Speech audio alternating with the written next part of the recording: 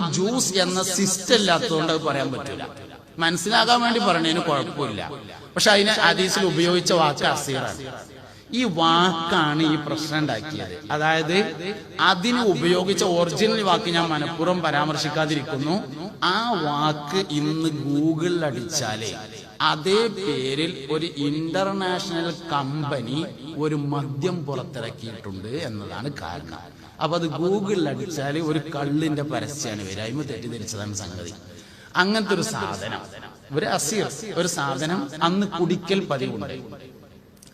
ആ സാധനം ഒരാൾ നബി തങ്ങൾക്ക് കൊണ്ടുവന്നു കൊടുത്തു. ഈത്തപ്പഴത്തിൽ നിന്ന് ശേഖരിച്ച ഒരു പാനീയം. അതേ സാധനം കള്ളാക്കി മാറ്റിയും ഉപയോഗിക്കൽ പതിവുണ്ട്.